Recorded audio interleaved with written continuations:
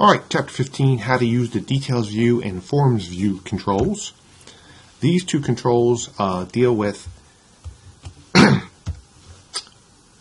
displaying data a single row at a time. So it's this idea of it, where last time we talked about the grid view and it pulled back multiple rows of data, a result set of data. So, for example, like all the products or a subset of the products, all the invoices greater than a subtotal of 300, things like that. The details view and the forms view work to show you, an individual row.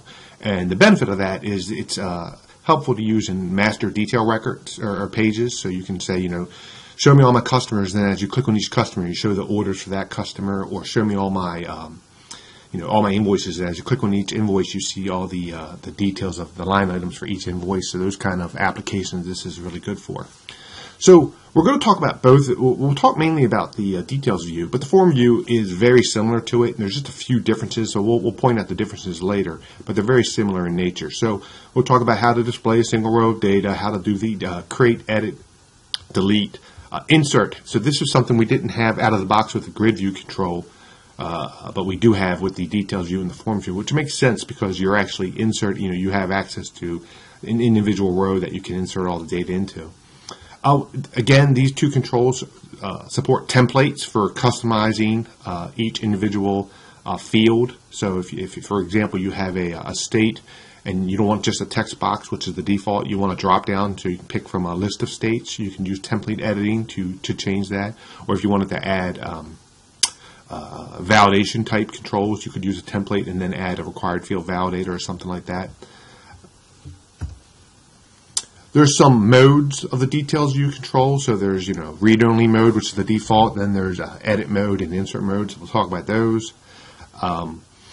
Events. There's all sorts of events in the code behind. So if you want to, are you sure you want to delete? If you want to add some code to make, prompt the user for whether or not they actually want to take the action, or if they want to do some validation or something like that. So we'll talk about how we can do that. We mentioned we're going to talk about the templates and changing and using them to control the appearance of each individual field. We'll talk about the differences between the details view and the form view. And finally, we'll talk about master detail page and how we use this in conjunction with, say, a grid view or a drop-down list to create one of those. So right off the bat, what's the detail view control look like? This is an example. This is actually a kind of master detail view in where they're using a drop-down list up here, the product list. And when you pick a different product, it will show the details of each product that you select. This is the code for that particular example. And rather than go through that, let me just show you a quick demo of how to create this. So jump out here to my Visual Studio,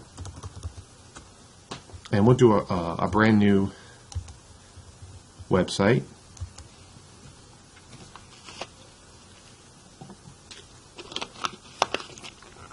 And we'll call this something like Master Detail Demo 1.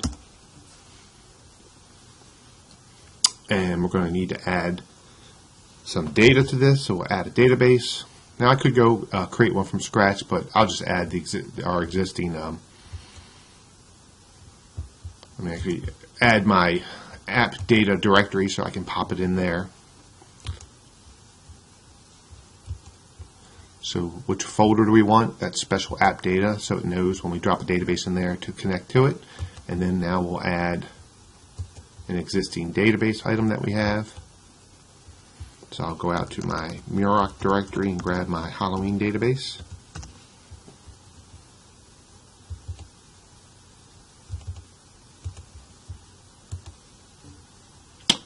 Now let's go add a page.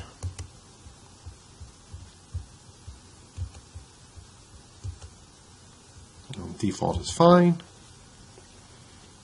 Go into design view, give us a drop down list box, and let's go connect that to the database that we added to our app data. We'll call this product list. So this will just list our products.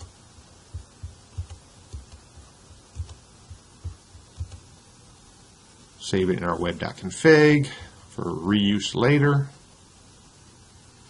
Now, what do we want to show? In this example, we just want to show the product, just pick the name. But we also want to store the product ID because we're going to use that later to connect to our details view control. So I'll grab those two fields. So what table do we want? We want the products table. And I want not everything. I just want the ID and the name. So that looks good, I think. If it comes back okay, we will finish that. Now, what do I want displayed? I want the name to actually show up in the drop-down list, but the ID is what I'm going to actually store in my selected value. That's what I'm going to pass to like other controls. My details view control will use that to then filter what product gets displayed. Say okay to that. Oh, I forgot to enable postback, so every time it changes, it'll refresh the page. Now let's add a details view. So under my data group, I've got my details view. Drag that on there. Now, this is going to connect to even though it's going to pull back product data, I don't want to tie it to the same product data source because that product list is going to bring back everything, right? I mean, I could. Let me actually show you what happens if I do that, because this is a common mistake people make. They go, oh, look, I've already got the product list. But number one, it's only showing two fields, and you could figure that, you could change that and say, hey, let's show me everything. That's actually not a problem. So we'll fix that. So it's going to bring back everything, all fields, all columns. And that's not going to hurt our drop-down list. Our drop-down list is still configured just to show the name. In fact, I'll run this and show you what it does. The issue is that the drop-down list is not filtering the details view at this point, even though they're both tied to the same data field. So the drop-down list gets all the products, as we would expect. But if I change the product that's selected, notice the details view is still only showing the very first product. That's because the details view is it's actually showing the first out of many, right? There's actually many being pulled back, and this is just showing the first one. If I actually turn on paging, which is a feature of the details view, you can click on this thing and say enable paging. You'll see how many rows are coming back. So, we're getting lots of rows down here, and I can use the paging to flip between each item, but that's not what I wanted. I wanted the drop-down list to drive each item. So let's do that.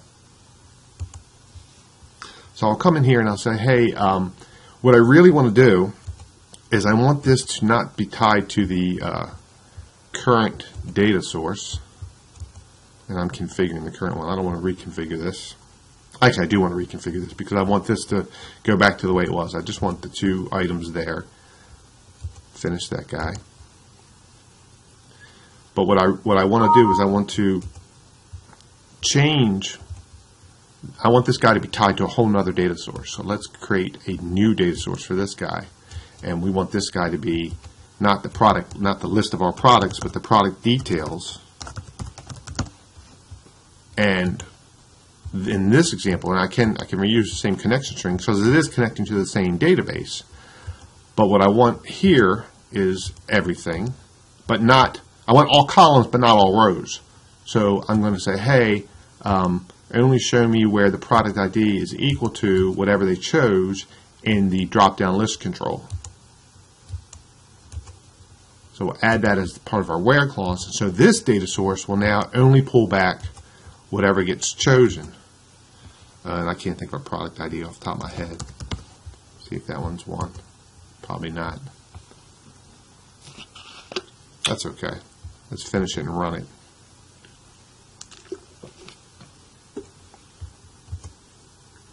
So now when we run this guy, since the product details data source is tied to the product, well, that's not what I expected.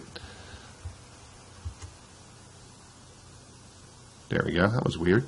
The product details view is now tied to the product data source that will change. So if I click this, it changes, and now notice, and I have paging still turned on, but it's only one item, so there's no paging. This product details is only pulling back a single item now. That's why we don't see that paging control like we did 2 seconds ago. So this is a very rudimentary master detail. You choose this guy is the master, and this is the detail.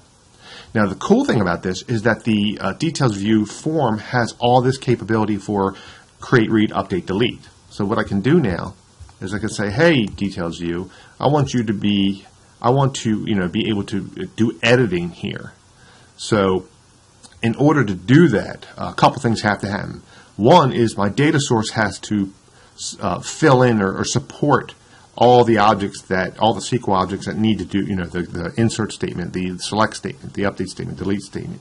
So I could, a couple options. One is I could go in here into my properties and set each one of those. There's the delete method property, then there's an insert and a select. That would be the hard way to do it. There's my insert method. The easy way to do it is come into my data source control and configure it and tell it to do it for me automatically, because it is connected to a single table and that table has a primary key defined. I can go into my advanced option and say, hey, I'd like for you to generate the insert, update, and delete statements for me, and I can even choose whether or not to use optimistic concurrency. I think we did this last time too, so this should be familiar to everybody.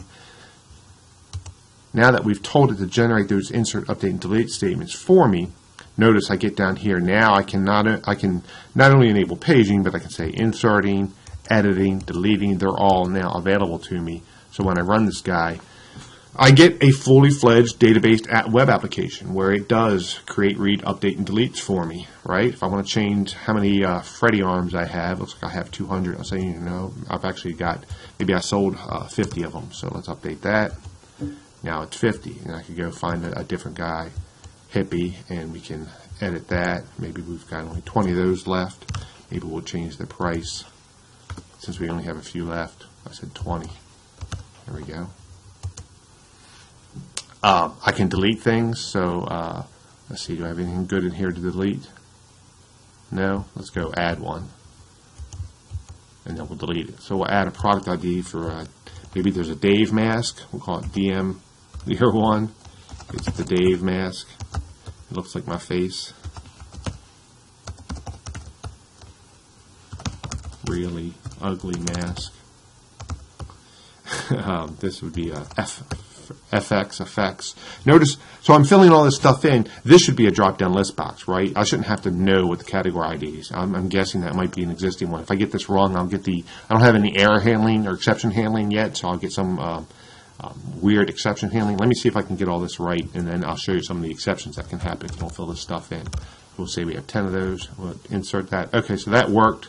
Let's go find that guy. Where is the Dave mask? Refresh. I did a refresh. Okay, I wanted to show you an error. This is one not that I was planning to, but I'm glad it popped up. I did a refresh of my last post, and my last post was an insert. Well, now it tried to insert the same record, that same Dave mask, and look, it's doing a primary key violation. So unhandled error handling. I should probably put some error handling in here to give a bit of a nicer message. That people would actually complain this is a security risk because it gives too much detail of my application. So let's go back to see if I was just trying to refresh the drop down to see the Dave mask in there. For some reason, well, let's do this. Let's do a new. Let's cancel. And that has still not. Where is that Dave mask? Is it just up off top of my list? No. Okay. Well, let's add another one. We'll call this DM2, DM, just anything. Now, what I was starting to show you is that if I don't do the category ID, I'll get other errors. So I'll get things like, look, category IDs can't be null, so I got to go fill that in. So we'll fill that in. If I put it wrong, I think it'll say I get a different kind of error. Oh, now it's complaining about the unit price is not valid, or it is required. On hand, I think, is another one that's required. Yeah, on hand. So this is a fun game that we play sometimes when you're first just getting started. Here's where it's complaining that the category does not match the foreign key constraint because it's not a valid category ID. If I had a drop down, that would solve that issue. So we'll put in one that I know is valid and finally get that insert to happen. So these guys are inserting. I'm still not quite sure what's going on here with my list, why it's not. Let's actually go into the data and see if they've actually inserted okay. So let's close this guy and open up our database. So a little database debugging here.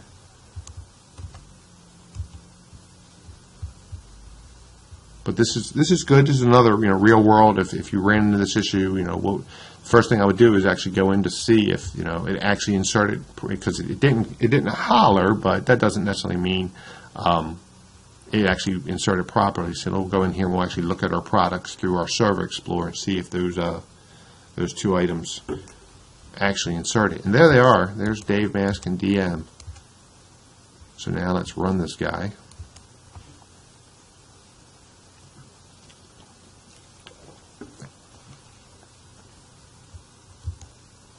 There they are. So I just wasn't reloading my drop-down list box. I was doing the postback, but on my postback I wasn't rebinding the data.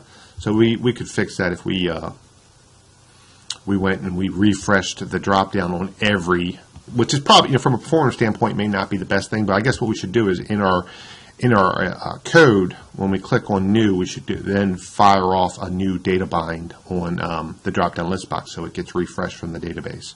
So that's what we really should do. Is every time someone does a new, we have to refresh the drop-down list box and re-data bind it.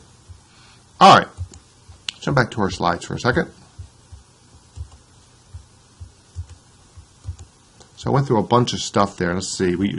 Again, just wanted to give you an idea how to create this rudimentary master detail list, sort of from scratch. And then again, this is the, if I jump over to this is the source that they're talking about when you set the details view. When I drug it on there, this is what got generated.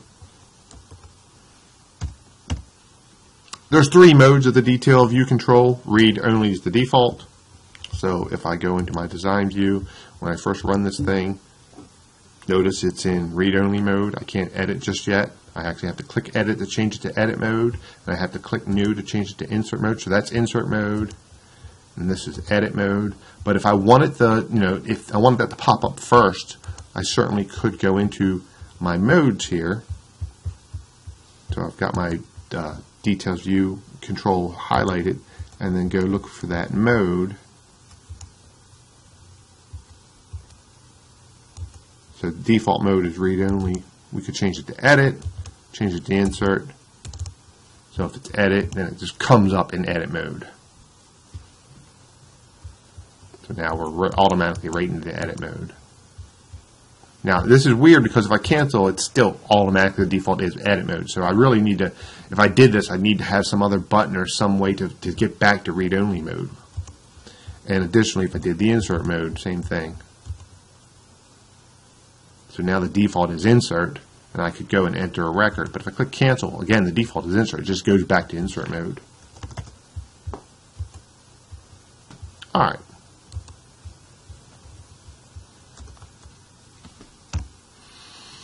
Some other control attributes of the details view control, which data source it's connected to, what are some of the data key names, whether or not I want to auto-generate rows, the mode that we just talked about, whether or not we want to allow paging. We played with that.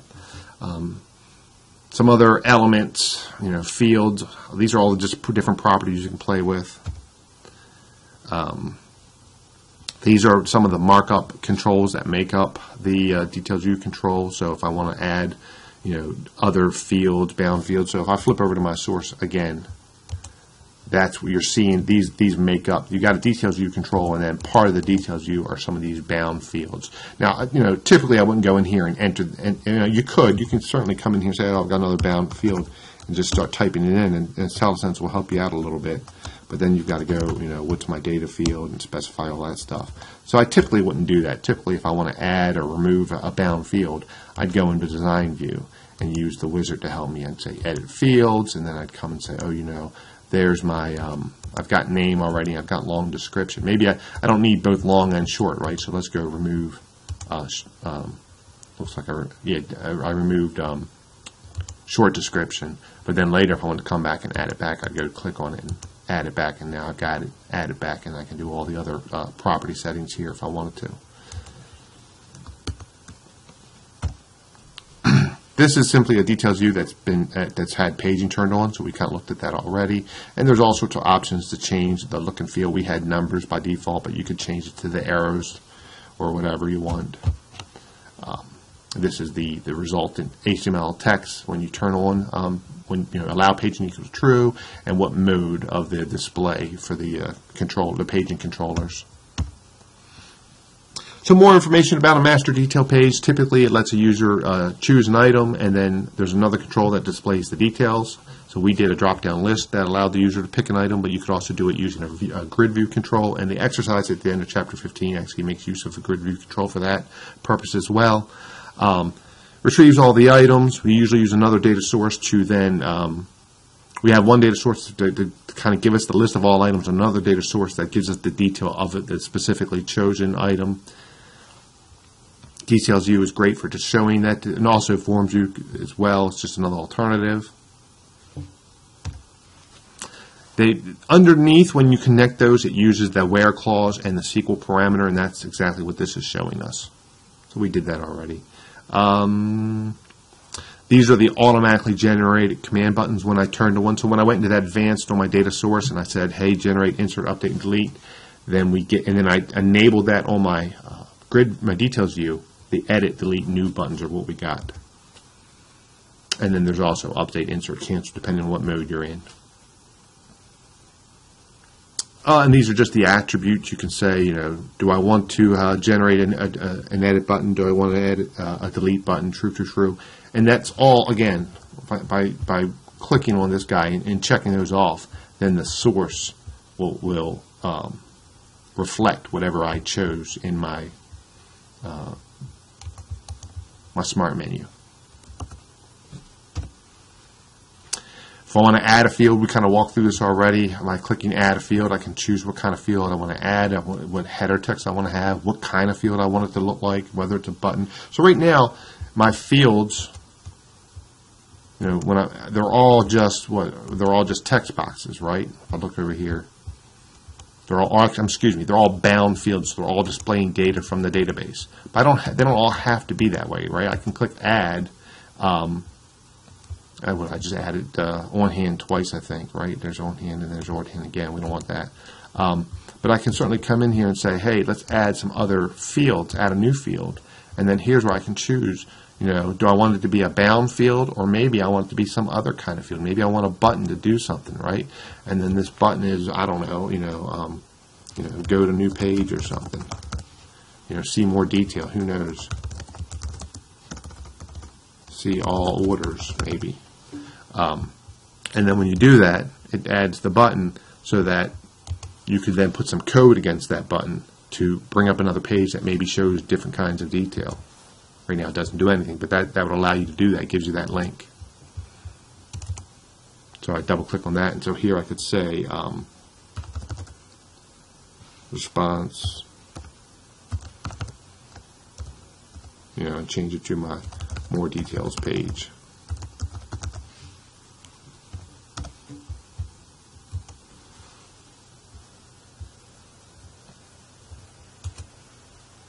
I don't have a more details page, but if I did, it would go to it. What else?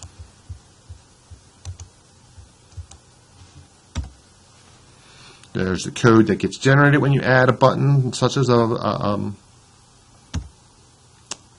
field, such as a button.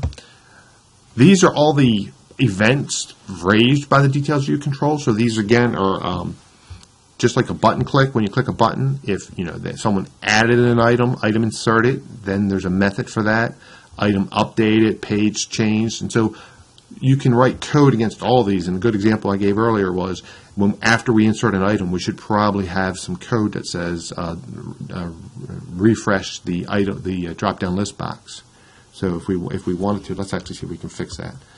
So when we add data here, right now, let's change this back to read-only mode by default. See what we got. So the issue we have is that when we switch to, or we add a record, so let's add a record. We'll call this DM3.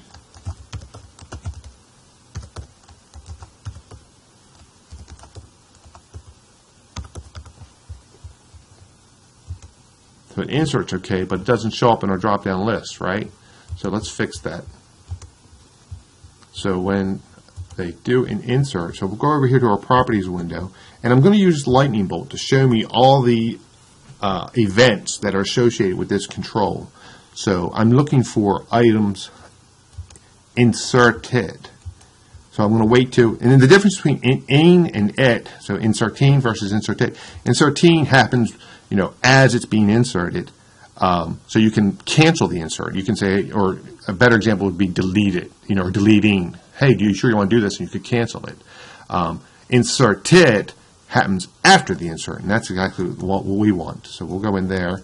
I'm just going to double click to generate the method associated with that event. And then here's where I can say, so since something's been inserted, let's go find our drop-down list box. I'll use the this keyword to just give me a little bit of IntelliSense. What is it? What do we call it? Drop-down list box 1. And then we need the method to refresh. Whoops. Need the method. We're going to just call data bind to tell it to go, hey, go out and re-get your data. So let's give that a shot. What did I fire up in the background? That was weird. Okay. So let's run this. Now every time an item is inserted, we should tell the drop-down list box to go get fresh data. So we have DM3. Let's delete that real quick. Oh, so there's my more details page being called. I'll have to undo that later. But now let's go add an item. And we'll call this DM4. It doesn't really matter what I put in here, right?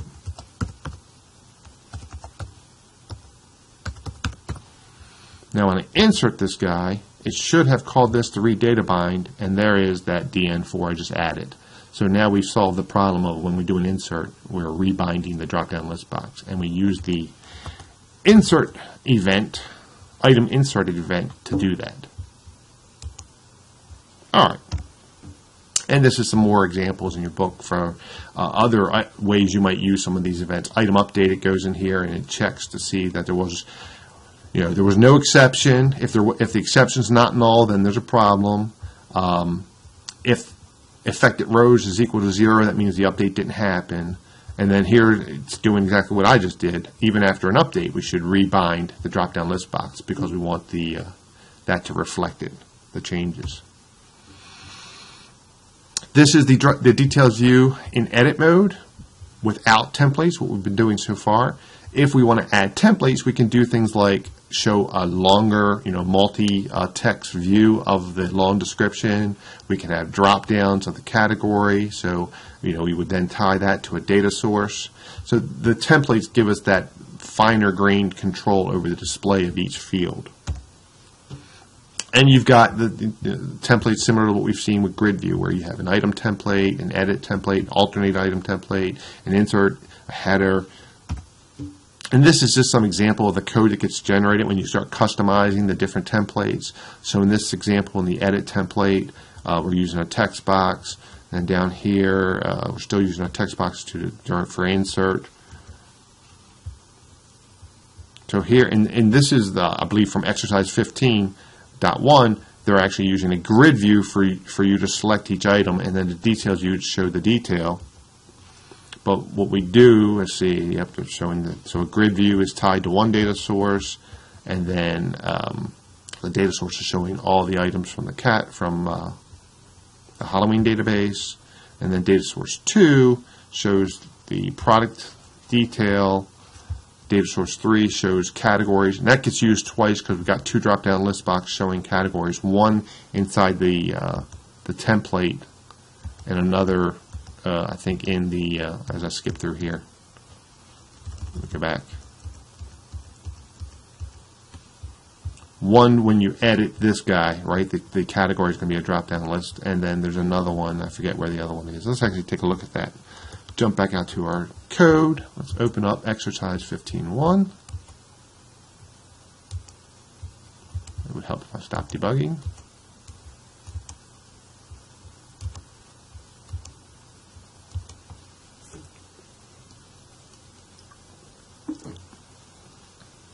So this is exercise 15.1, and I've been messing around a little bit. Let's go to the default page, which is what they're showing in the slides. So this is the grid view that they're using to tie to the details view. And the grid view is pulling its data from SQL source data 1, I believe. Let's check that. It is. And the forms view is grabbing its data from SQL source data 2. So if we configure that data source, we should see that there's a where clause on here. Oh, and it specified a custom, so let's go look at that. So even though it's custom, you can still see there's a where clause where it's checking the email, which is, I'm sure, tied to the grid view. But you can see this is where all the insert, update, and delete statements have been set.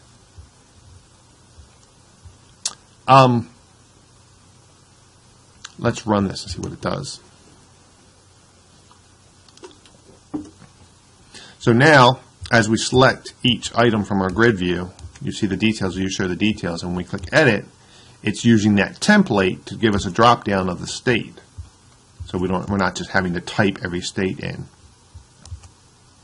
Does that make sense? So to see the code behind that, what we did is we went into the details view and we edited templates. We went to the edit item template. For which field? Not first name, not email, not city, state, right? Where's state? There it is. So we went to the edit item template for state, and that's where we got rid of the text box and replaced it with a drop-down list box. And then we configured that drop-down list box to pull from SQL Data Source 3 the name and the state code. That makes sense? So we're no longer just using a text box, we're using a drop-down list box to show the data. The one thing to watch out for when you do this, when you edit your data bindings, so the selected value is tied to the state. And that's all you need. A lot of times, if you already had a text box there, you got to make sure you get rid of that. Well, you know, I guess you don't have to make sure you get rid of it, but you don't want to bind to, you don't want to get confused. This is the selected value from the drop-down list box being tied to the state in the customers table, versus the other thing that you're doing here is the actual data source configuration. This is selecting which, all the states you want to show and how you want to display them. So those are the two things to make sure are configured properly when you set up a drop-down data list in an item template. All right. We kind of went through all this stuff already. The last thing we'll talk about is the form view, which, again, very similar to the details view, except that it's pretty much the details view with item template turned on already. So with the detail view, you have to say, I want to go into item template mode, and then you say, I'm done, So there's this, it's easier to use because you get these fields automatically, and then if you decide you want to customize something, you go into template mode. But the form view, and I had a page up here where I was kind of contrasting these two earlier. So here's the a details view, and then here's a forms view down below, and they're tied to the same data. So let's see what this guy's tied to product details, and then this guy's probably also tied to product details. So this is another master detail page I was playing with before I started the recording. But what this does, it's the same thing as what we were just looking at, but the details view is up top and the form view is down below, just to kind of compare and contrast them. So you can see the form view doesn't have the table layout that the details view. It still has the edit, delete and new capability. The biggest difference is if I decided in the form view I wanted to change something, it's got the templates as well. But let's look at the source. It might maybe makes more sense in the source. That is just a little bit different in its capability to go in there and start making changes. It's really splitting hairs, if you ask me. I think it's rare that I'll say, oh, I need this one versus the other one. They pretty much both work for me. And honestly, I pretty much use the details view more than I use the form view. It's rare, like I said, rare that I find a situation where I say, oh, I need the form. The form view is this particular, fills this need somewhat better. But it's another way of doing the same thing in a nutshell. Same kind of item templates.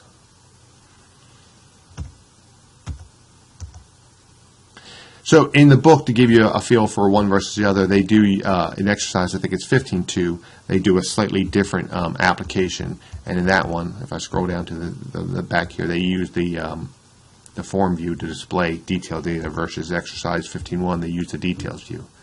So that's it for details view and forms view.